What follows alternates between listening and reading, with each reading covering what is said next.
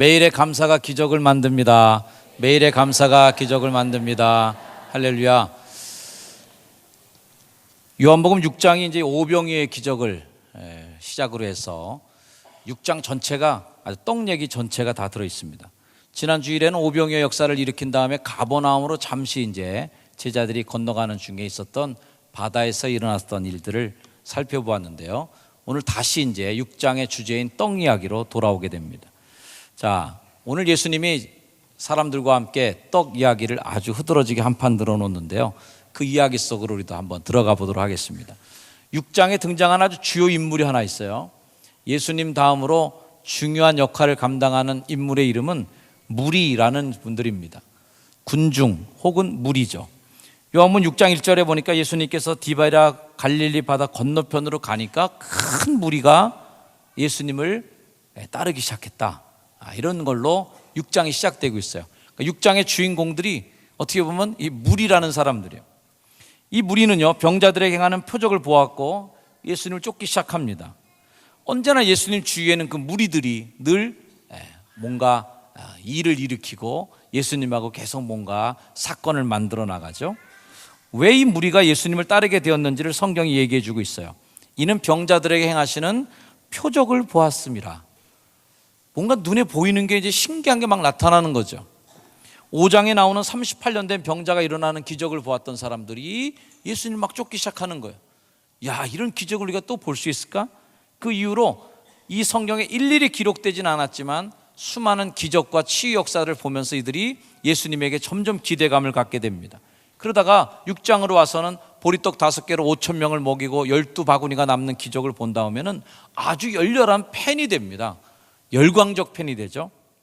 그 사람들이 예수께서 행하신 이 표적을 보고 말하되 이는 참으로 세상에 오실 그 선지자구나 감탄합니다. 그들은 예수님을 억지로 붙잡아서 임금으로 삼으려고도 했죠. 예수님은 그들의 의도를 알고는 그들로부터 떠나서 다시 혼자 산으로 가셨다. 이것 제가 지난번에 설교 말씀드린 내용입니다. 뱃길을 이용해서 제자들이 가버나움으로 가는 것을 보고 이 무리들도 계속 예수님을 쫓습니다. 6장 24절, 무리가 거기에 예수도 안 계시고 제자들도 없음을 보고 어디 가셨지? 이 내 우상, 내가 예수님의 그 팬인데 말이죠, 어디로 간 거야? 그래서 예수님을 쫓아가는데 배를 타고 예수님을 찾으러 가버나움까지 쫓아갑니다. 보통 극성이 아니죠. 이만한 열정이면 상줄만 합니다. 많은 여러분들이 교인인데 말이죠, 배 타고 어디 섬에 놀러 갔는데 주일 예배가 된 거예요.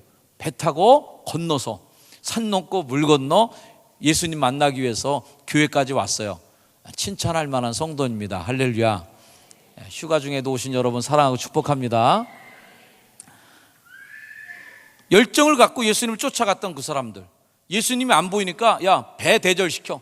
그래서 막 배를 타고 쫓아가는 그 사람들. 그런데 예수님께서 그렇게 자신을 열광적으로 지지하는 사람들을 보는 눈이 곱지 않으세요. 예수님은 그들의 속셈을 꿰뚫어 보셨습니다. 예수님께서 대답하여 이르시되 내가 진실로 진실로 너에게 이르노니 너희가 나를 찾는 것은 표적을 본 까닭이 아니다.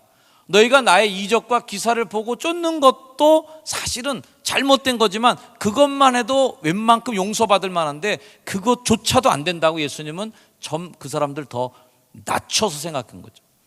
너희가 나를 찾는 것은 표적을 본 까닭이 아니라 떡을 먹고 배부른 까닭이로다.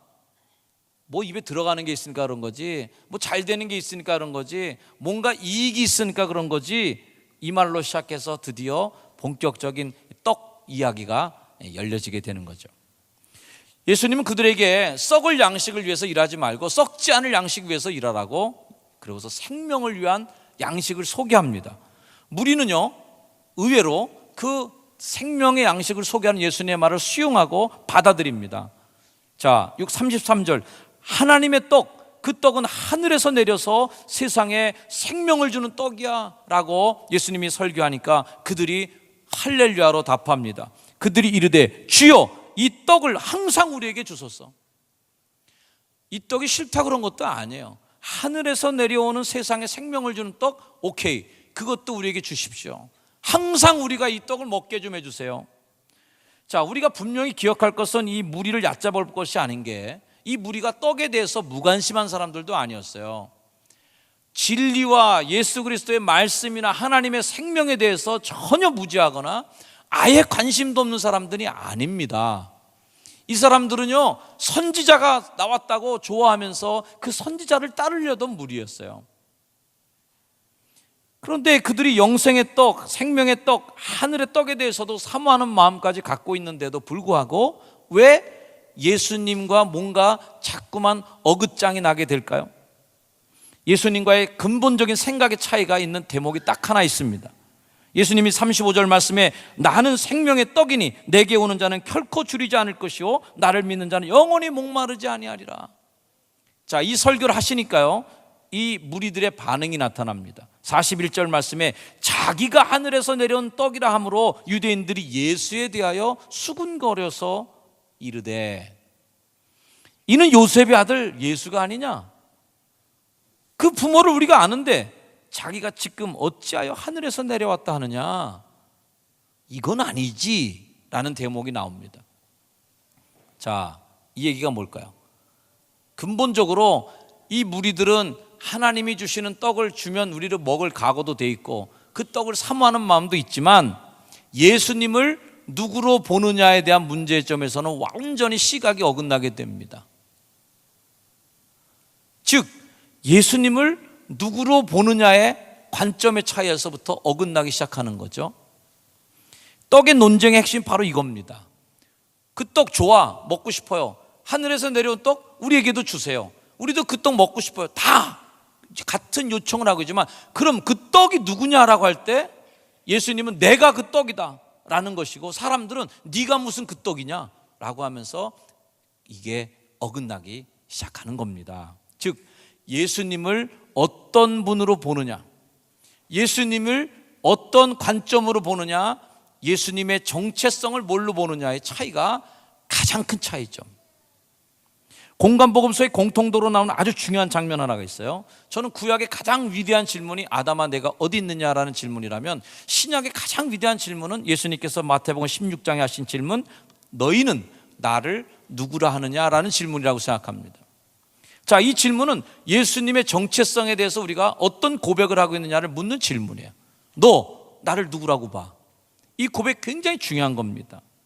왜 예수님은 자신을 임금으로 삼으려는 사람들로부터 도망했을까요? 그거는 예수님은 자기가 누군지를 이 사람들이 모른 채 왕으로 삼으려고 하는 거예요. 껍데기만 보고 있어요. 허무맹랑한 겉모양만 보고 그 예수님을 임금으로 삼으려고 하니까 그런 건 싫어하는 거예요. 이건 아니지. 왜? 진짜가 아니니까요. 반면에 주는 그리스도시요 살아계신 하나님의 아들입니다라고 고백했던 베드로는 엄청난 칭찬을 하면서 내가 이 반석에 교회를 세우겠다, 이 고백 위에 내 교회를 세우겠다는 예수님의 축복을 내려줍니다. 성경은 숱한 고백으로 채워진 책이에요. 성경의 곳곳을 열어봐도 하나님이 어떤 분이신가, 하나님 나에게 어떤 분이신가를 향한 고백이 가득 차 있습니다. 시편 18편 말씀, 여호와는 나의 반석이요 요새시고 나의 하나님이요 나의 피할 바이시고 나의 방패 나의 구원의 뿔 나의 산성. 하나님은 나에게 어떤 분이라는 것을 굉장히 고백을 많이 합니다. 요한복음 20장 말씀에 도마는 나의 주요 나의 하나님이십니다. 출애굽기 15장 말씀에는 하나님께서 사람들을 구원하시고 미디안 군사를 이기게 하시고 홍해를 가를 때에 여호와는 용사시라고, 여호와는 그의 이름이시로구나, 하나님을 우리를 위해 싸우시는 용사로 고백합니다. 신명기 6장 4절 말씀, 이스라엘아 들으라, 우리 하나님 여호와는 오직 유일한 여호와시다. 유일한 하나님, 딱 한 분밖에 안 계신 유일신으로 고백합니다. 신명기 7장 9절 말씀, 너희는 알라, 오직 내 하나님 여호와는 하나님이시오 신실하신 하나님이시라. 그를 사랑하는 자에게는 그의 계명을 지키는 자에게 천대까지 그 언약을 이행하시며 인애를 베푸시는 그 하나님, 약속을 지키시는 하나님, 끝까지 우리를 지키시는 은혜의 하나님으로 하나님을 고백하는 것이죠. 이런 성경 말씀을 인용하자면 저 설교 시간을 다 할애해도 모자랄 거예요. 하나님은 우리가 고백하지 않더라도, 내가 믿지 않아도 계신 분입니다. 아멘. 하나님은 내가 뭐라고 고백하지 않아도 이미 거기 계세요. 설악산은 내가 안 가봐도 설악산은 거기 있습니다. 강원도에 가면 그 동네에 있어요. 내가 설악산 안 가봤다고 해서 설악산이 없어진 거나 아니에요. 그러나 하나님을 어떻게 고백하느냐에 따라서 하나님 나에게 어떤 분으로 다가오는지가 결정되는 것처럼, 만약 설악산이다 그러면은, 만약 설악산에 신혼여행 가신 분 있다고 생각해 보세요. 그럼 설악산은 무슨 장소야? 나의 신혼여행의 추억, 내 신앙의 아름다움, 내 인생에서 설악산을 빼놓으면 내 인생 얘기가 안 되는 그 산이죠. 사랑하는 아빠와 함께 그 산을 등반한 사람이 있다면, 만일 그 아버지가 돌아가셨더라도 설악산을 올라갈 때마다 아버지랑 이 길을 걸었던 그 산은 내게 아버지 같은 가슴이고, 그 산을 오를 때마다 아버지에 대한 추억이 새록새록 생각나는 감동을 주는 산일 것이죠.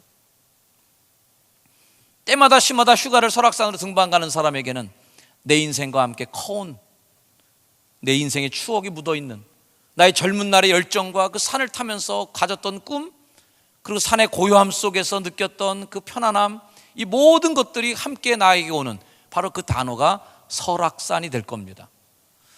저희 설교를 듣고 또 설악산으로 휴가 가는 분들 많이 생길 것 같은데,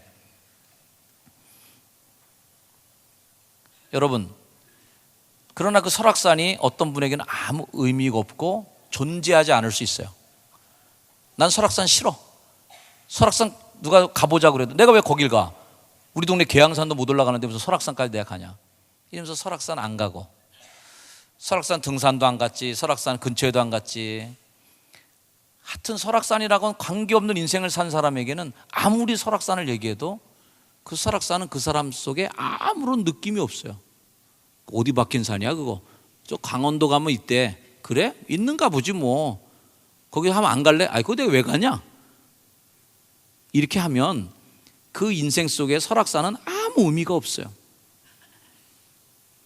하나님이 안 계신 게 아닙니다.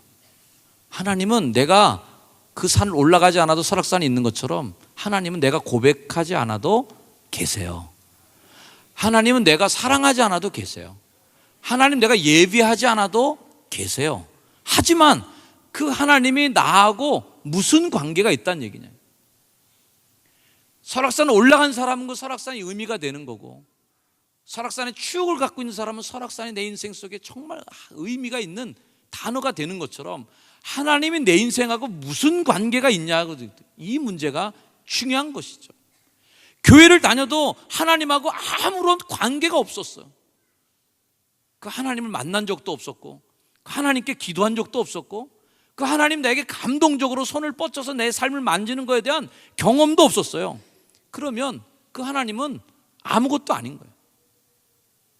나에게 있어만큼 그 하나님은 존재하지 않는 하나님, 그 하나님인 거죠. 예수님은 스스로 이렇게 선언하셨습니다. 내가 곧 생명의 떡이다. 이 얘기는 뭐예요? 자, 떡의 용도는 뭘까요? 이기옥 권사님, 떡의 용도는 뭐죠? 떡을 언제 쓰십니까? 몸에다 바르세요, 떡 그렇게? 떡으로 집 지세요? 먹죠. 떡의 유일한 용도는 먹는 겁니다. 먹는 건 뭐예요? 입속에 식감을 느끼고 혀로 감각을 느껴서 그 맛을 느끼게 되고요, 떡을 삼켰을 때 배가 불러와요. 그리고 떡이 내 속에 퍼지면서 피가 되고 살이 되고 기운을 내게 하고 내 삶 속에 내 몸에 영향을 끼친단 말이에요. 이 먹는다는 것처럼 가장 강력하게 인간과 관계를 맺는 건 없습니다. 그잖아요? 여러분, 먹는 것 때문에 우리 인생이 바뀌는 겁니다. 잘못 먹으면 죽는 거예요. 잘 먹으면 건강하게 잘 살 수 있습니다. 물을 어떤 물 먹냐에 따라서 우리 삶이 달라진다고 그러잖아요. 잘못된 물, 썩은 물, 병 들이는 물, 그런 물 먹으면 우리 몸이 전체가 물이 되어 있기 때문에 우리 몸도 병 들어가는 거예요. 먹는 것만큼 인간에게 가장 영향력을 직접적으로 빨리 끼치는 건 없다. 그래서 음식 갖고 장난하는 사람들 여러분 많이 욕하잖아요. 음식 갖고 장난하는 사람들 다 어떻게 그냥 더 센 벌로 줘야 된다고 강력하게 제지하는 게 왜 그래요? 인간에게 가장 민감하게 영향력을 끼치는 게 먹을 거란. 왜? 입을 통해서 내 안으로 이렇게 들어와버리니까. 예수님 말씀하십니다. 내가 곧 생명의 떡이다 얘기하면서 51절 말씀에 나는 하늘에서 내려온 살아있는 떡이니 사람이 이 떡을 어떻게 하면? 먹으면 어떻게 한다고요? 영생한단 말이에요. 먹으면 영생한다. 이게 뭐예요? 관계하면 영생한다. 아주 긴밀한 관계로 그 떡을 먹으면, 그 떡하고 내 인생하고 착 달라붙으면, 내 인생 속에 그 떡을 받아들여서 내 삶 속으로 그걸 받아들이면 영생하는 거예요. 그 떡은 세상을, 생명을 위한 내 살이다. 이 고백과 간증이 얼마나 중요한가 말이에요. 우리가 오늘 성찬을 나누게 될 것입니다. 이곳에 떡과 포도주가 준비되어 있습니다. 우리가 함께 나눌 주님의 거룩한 살과 피는 그렇게 고백하는 사람들에게는 어마어마한 의미가 되는 거예요. 작은 전병, 그리고 그것도 우리가 편하게 만들기 위해서 전병은 전병이지만 잘 찍어낸 전병입니다. 그리고 포도주는 주 성분이 포도와 설탕물로 돼 있어요. 그럼 그걸 마시면서 이거 뭐 과자 같은 거 조그만 거, 이거 뭐 이게 무슨 밀가루 덩어리지, 이게 무슨 살이겠어. 이거 뭐 설탕물 아냐? 설탕물에다 포도주 조금 들어간 거지, 이게 무슨 피가 되겠어. 아무런 의미와 고백 없이 주님의 살과 피를, 떡과 포도주를 먹고 마시는 것은 성경 말씀 그대로 이 떡을 분별치 못하고 먹고 마시는 자는 자신의 죄를 먹고 마시는 것이다. 그래서 왜 우리가 성찬을 세례받은 분에게만 줄 수 있느냐? 세례받은 분은 적어도 이 떡과 포도주, 십자가에서 죽으신 예수님이 내 삶 속에 어떤 의미가 있는 분이라는 걸 적어도 고백하고 하나님께 세례받은 사람들이라. 그래서 세례받은 사람들에게 성찬을 주는 거예요. 왜? 이 떡이 뭔지도 모르고 먹으면 그것은 가장 하나님에 대한 모욕과 기만을 하는 것이기 때문에 그런 거죠. 의미를 모르는 거, 그것만큼 가치 없이 만들어버리는 건 세상에 어디 있겠습니까? 우리가 나눌 주님의 거룩한 살과 피는 고백하는 사람의 몫이에요. 그래서 이 고백을 할 때 정말 이 떡과 포도주를 주신 예수 그리스도의 죽음과 그 삶 속에 내가 들어가는 그런 의미를 가질 때 그 조그만 떡덩어리 하나, 그 작은 잔에 담긴 포도주 한 잔은 내 인생을 확 바꿀 수도 있는 어마어마한 충격적인, 그래서 하나님께서 우리에게 인생해 주신 최고의 신비로운 예전, 나의 살과 나의 피를 네가 같이 먹고 나누자, 그런 그 어마어마한 의미가 담긴 하나님의 거룩한 식탁이 될 수도 있고, 또 어떤 사람에게는 줄려면 좀 많이 주지, 이게 뭐냐 말이에요. 좀 마시려면 좀 한꺼번에 쫙 좀 마셔갖고 시원하게 좀 해주지. 이런 개념으로만 보면 아무것도 아니죠, 이건. 예수님께서 마가복음 14장 말씀에 그들에게 첫 식사를 줄 때 그런 얘기죠. 그들이 먹을 때 예수께서 떡을 가지사 축복하시고 떼어 제자들에게 주시며 이르시되 받으라, 이것은 내 몸이니라. 그렇게 알고 믿고 먹으라는 거예요. 고백하라는 거예요. 이 떡이 예수님의 살이다, 고백받기를 원하시는 거죠. 또 잔을 가지사 감사기도 하시고 그들에게 주시더니 다 이를 마시매 이르시되 이것은 많은 사람을 위하여 흘리는 나의 피, 곧 언약의 피니라. 그렇게 알고 먹어야 돼. 그렇게 고백하고 먹으면 이 떡이, 이 포도주가 살리는 생명의 음료와 떡이 되는 거야. 예수님 얘기합니다. 나는 하늘에서 내려온 떡이다. 나를 먹는 자는 영생할 것이다. 그건 뭐야? 예수님과 관계가, 영적인 깊은 관계 속에서 예수님을 내 삶의 구주로 고백하면서 받아들인 자는 영생하겠다는 얘기잖아요. 그럼 예수님 뭐 이렇게 뜯어 먹어야 되나? 그 개념은 아니잖아요. 내 몸, 나의 피, 사실 이게 말이 되는 겁니까? 가게에서 구입한 이 포도주가, 또는 여성계 회원들께서 그냥 포도주하고 설탕 덮어놓고 즙이 난 설탕물 투성인 그 포도주가 무슨 피가 되겠습니까? 아무 의미 없을 수 있어요. 아무 개념 없는 분에게는 그렇게 맛이 썩 좋지 않은, 몇 년산 보르도산 뭘 이렇게 갖고선 요란 떨지 않는 그냥 별거 아닌 포도주일 수도 있다는 거죠. 그런데 이것이 내 생명을 살리는 기적이 되는 이 경험은 어디서 나오는 걸까요? 그것이 바로 믿음의 고백에 있다는 것입니다. 고백. 예수님과 무리들의 엇갈린 대화는 바로 이 고백의 차이인 거예요. 나는 하늘에서 내려온 산 떡이다 라고 얘기하니까, 야 네가 요셉의 아들이지 무슨 하늘에서 내려왔다고 난리냐? 우리가 아는 그 목수의 아들 아니냐 이거? 우리가 다 그 부모도 아는데 헛소리하고 있어 라고 얘기하는 거예요. 여러분들에게 있어서 예수님은 어떤 분이십니까? 정말 그분이 여러분의 생명을 살리는 구세주로 고백되고 계십니까? 그 떡을 먹으면 내가 사는구나. 그 말씀을 먹으면 내가 사는구나. 정말 그렇게 믿는다면 예배하겠죠. 예배 오지 말라 그래도 휴가지에서도 달려오겠죠. 기도하지 말라 그래도 금요일 날 뛰어오겠죠. 왜? 이거 안 먹으면 죽는다고 생각하면 세상에 어떤 누가 그걸 마다할 사람이 누가 있겠습니까? 심지어는 병들었다고 그래서 말이죠, 화장실에 그 진액까지 먹는 사람도 있다는데 그게 속병 고친다고 말이죠. 그런 사람들까지 있는데 뭐를 우리가 마다하겠어요? 이 무리는 예수님을 메시아로 인정하지 않고 있어요. 지금 예수님을 그들의 구세주로 맞아들이지 못한 채 그저 예수님의 겉모양만 보고 있어요. 오, 기적, 와 멋있어, 병 났어, 와. 오, 예수님이 떡으로 이렇게 많이 먹이네, 우와, 놀래고 있는 중이에요. 마냥 멋있는 그분, 그러니 그분을 막 따라다니고 배 타고 도망가서도 또 배 타고 또 따라오고. 그들은 그냥 팬이에요, 팬. 여러분 각자의 우상들이 다 있으셨죠?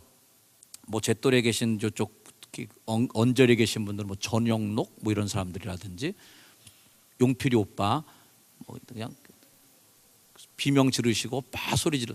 저보다 조금 밑에 계신 분들은 뭐 서태지 뭐 이런 사람들 열광하고 말이죠. 그리고 학생들도 있겠지만 뭐 슈퍼주니어라든지 아니면 소녀시대 왕팬들, 또 삼촌 팬들도 계시라고 생각합니다. 학창 시절에 자기가 그렇게 따르고 싶어하는 연예인 책받침 하나 안 갖고 있던 사람이 어디 있겠어요? 책받침 다 코팅까지 해갖고 말이죠, 화복 오려갖고선 문방구에다 갖다 주면 코팅해 줬습니다. 저도 그래서 소피 마르소 책받침을 사용했었습니다.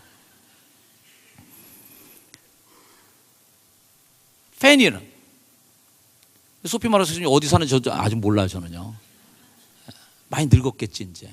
저는 더 이상 소피 마르소 책받침을 사용하지 않습니다. 더 이상 팬이 아니에요. 예쁠 때만 팬이지 젊었을 때만 팬이었지 내가 뭐 무슨 일 있다고 그 소피 마르소를 아직까지 따라다니겠어요? 여러분들도 용필이 오빠 지금도 따라하고 계십니까? 서태지 아직도 관심 이렇게 많이 갖고 계십니까? 팬은 뭐예요? 인기 좋을 때 반짝 한번 열광하는 거예요. 멋있어 보일 때, 텔레비 나와서 멋있게 춤을 출 때, 젊음을 발산시키면서 매력적으로 영상에 나오고 TV에 등장할 때 우리는 환호하고 따라갑니다. 인기가 식어지고 히트곡이 없어지면 바로 내쳐버려요. 나이 들고 미모가 없어지고 젊을 때 매력이 없어졌어요. 더 이상 팬이 아니에요. 우리 독서클럽에서 읽었던 책 여러분 읽은 분 계십니까? 팬입니까? 라는 책, 영어 제목으로 Not a Fan. 우리는 팬이 아니라는 거예요. 이 군중들은 예수님이 어떤 분인지에 대한 고백 없이 열광하고 따라다니는 사람들. 교회에 그런 사람이 많다 이거예요. 팬으로서 나 좋을 때, 나한테 잘해주면, 멋있어 보이면 우와 하고 따라다니는데, 아니면 바로 내쳐버린, 내게 조금 고난이 닥치고 내게 뭔가 불이익이 닥치고 그분이 나한테 잘 안 해주는 것 같아, 섭섭해, 바로 다운. 여러분은 팬으로 살고 있습니까? 제자로 살고 있습니까? 예수님도 팬은 많았어요. 이 무리들이 막 따라다니는데 얼마나 열광적인지 도망쳐도 따라와. 마치 극성 팬들이 막 집에 진치고 앉아 있는 것처럼 배 타고 가버나움으로 도망가시니까 가버나움까지 배 타고 또 쫓아옵니다. 하지만 그들은 예수님을 생명의 떡으로 먹기 싫어했어요. 그분과 내 삶에 정말 변화를 일으키는 관계를 맺고 싶지 않았다는 거예요. 참 신기하게도 제가 의도적으로 성경을 문단 나누게 하지 않는데도 매주 적절하게 단락이 딱딱 맞아 떨어지는 신기로움을 제가 경험하고 있습니다. 성경 본문이 또 그 주일에 꼭 그 설교를 들어야 될 분들에게 적절하게 딱 그 문단이 맞아 떨어져서 제가 계획하지 않았는데도 그 말씀으로 위로받고 힘을 얻는 성도들이 있음을 듣고 저도 많이 하나님께 감사합니다. 오늘 특별히 연합예배 주일로 온 교회가 하나님께서 우리에게 베푸시는 거룩한 성찬을 나누는 주일날 딱 이 본문이 떡 이야기가 여기 실려 있어요. 예수님께서 말씀하십니다. 내 살과 피를 마시는 자는 영생하리라. 자, 그럼 여러분들 오늘 성찬을 나누면서 오늘 나는 떡도 먹고 포도주도 마셨으니까 난 영생하는 데는 아무 지장이 없겠구나, 됐네 라고 생각하시면 큰 오산입니다. 오늘 성찬을 받기 전에 꼭 이 말씀을 기억하고 읽어주셔야 됩니다. 성경을 읽으면서 계속 반복되는 말씀이 뭔가를 기억하고 읽으세요. 내 살, 내 피, 이 단어가 계속 나올 거예요. 6장 53절에서 56절까지의 말씀입니다. 한번 읽어볼까요? 시작. 예수께서 이르시되 내가 진실로 진실로 너희에게 이르노니 인자의 살을 먹지 아니하고 인자의 피를 마시지 아니하면 너희 속에 생명이 없느니라. 내 살을 먹고 내 피를 마시는 자는 영생을 가졌고 마지막 날에 내가 그를 다시 살리리니 내 살은 참된 양식이요 내 피는 참된 음료로다. 내 살을 먹고 내 피를 마시는 자는 내 안에 거하고 나도 그의 안에 거하나니 살아계신 아버지께서 나를 보내심에 내가 아버지로 말미암아 사는 것 같이 나를 먹는 그 사람도 나로 말미암아 살리라. 아멘. 우리가 성찬식에 참여하면서 떡과 포도주를 마시는 게 의미가 있는 게 아니라 이 떡이 내 살이다, 이 포도주가 내 피다라는 걸 믿어야 돼. 이 떡이 예수님의 살이고 이 포도주가 예수님의 피라고 하는 이 믿음의 고백의 성찬이 있을 때 이 성찬, 내 피를 먹고 내 살을 마시는 이 거룩한 식탁은 어마어마한 우리에게 은혜의 수단이고 하나님의 영을 받아들이고 하나님의 은총과 함께 교류되는 정말 축복의 시간일 겁니다. 하지만 고백이 우리에게 없다면 그것은 아무런 영향력과 힘도 발휘하지 못할 거예요. 무리들은 예수님을 따랐지만 그 예수님이 누구인가라고 하는 고백은 없었습니다. 선지자인 줄 알았지만 그 예수님이 우리의 인생을 구원할 구세주라는 것은 아직 깨닫지 못했어요. 때문에 예수님은 계속해서 무리와 갈등을 일으키고 무리로부터 도망치고 계신 중입니다. 사랑하는 효성중앙 가족 여러분, 오늘 거룩한 성찬을 하기에 앞서서 우리 함께 기도하시길 바랍니다. 우리가 믿음의 고백으로 예수님이 누구신가? 나에게 예수님이 누구인가? 정말 그 고백 위에 우리가 이 성찬을 받아들인다면 오늘 이 성찬이 여러분의 생명을 살리는 하나님의 축복의 식탁이 될 줄로 확신합니다. 우리 잠시 기도하겠습니다. 오늘 말씀을 기억하면서 여러분에게 그 믿음의 고백을 위해서 기도하시길 바랍니다. 오늘 이 떡과 포도주를 내가 먹고 마시는 가운데 바로 이 의미 속에 예수님의 희생과 살과 피의 의미가 내 인생 속에 진심으로 고백되게 하시고 주님이 나를 위해서 온갖 물과 피를 다 쏟으신 그 희생과 사랑이 내 인생 속에 묻어있지 아니하면 오늘 우리가 먹는 이 떡과 포도주는 나에게 아무 의미가 없는 그저 밀가루요 설탕물일 뿐이다. 이런 믿음의 우리가 고백을 가지고 진지하게 이 식탁에 참여하기를 위하여 함께 기도하는 시간을 잠시 갖겠습니다. 기도하겠습니다.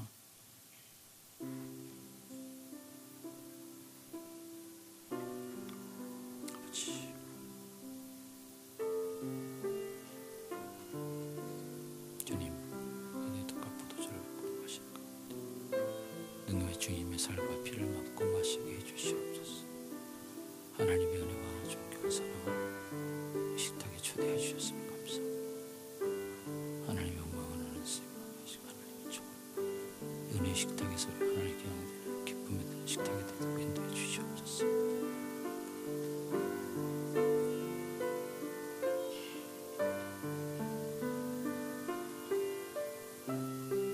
아버지 하나님의 은혜와 사랑을 하나님 식탁에 주시옵소서.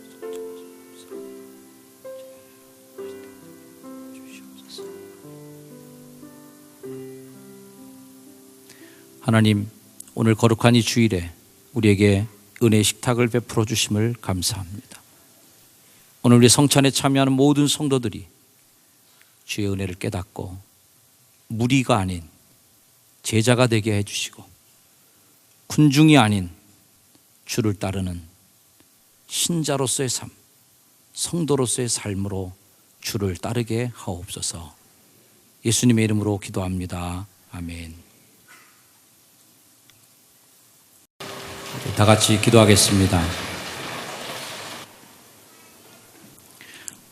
하나님, 내 살은 참된 양식이요 내 피는 참된 음료로다. 내 살과 피를 먹고 마시는 자는 영생하리라 하신 주의 축복을 기억하며 거룩한 주의 성찬을 행하였사오니 예수 그리스도의 살과 피를 마음속에 생명 속에 모시고 살아가는 우리 모두가 예수님의 생명이 되어 살아가게 하시고 구원의 영생을 얻는 축복의 주인공들이 되게 하옵소서. 예수님의 이름으로 간절히 기도드립니다. 아멘. 우리 자리에 일어나셔서 결단 찬양 찬양하시고 예배를 마치겠습니다.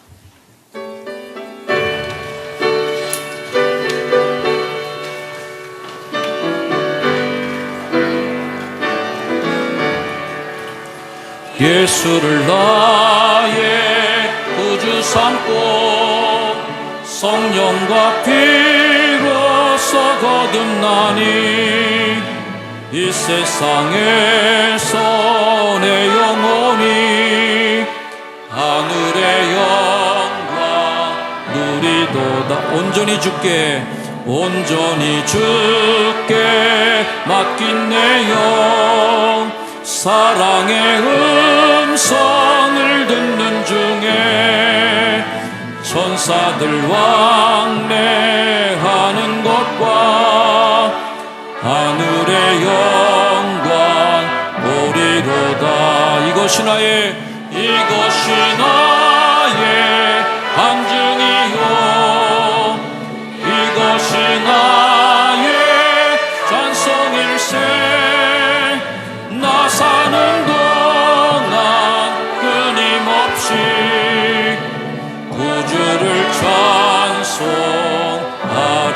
찬송하리로다. 주 안의 기쁨 누림으로 마음의 풍랑이 잔잔하니 세상과 나는 간 곳 없고 구속한 주만 보이도다. 이것이 나의 간증이요 이것이 나의 찬송일세. 나 사는 동안 끊임없이 구주를 찬송하리로다.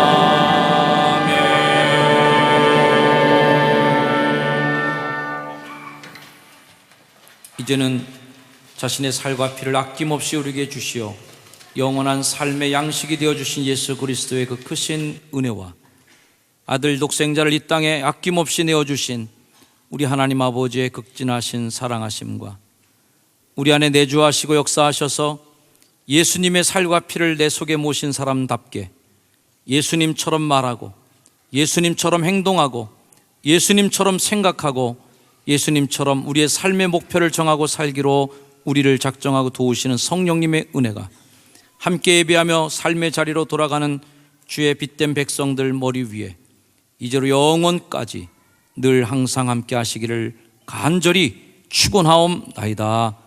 아멘.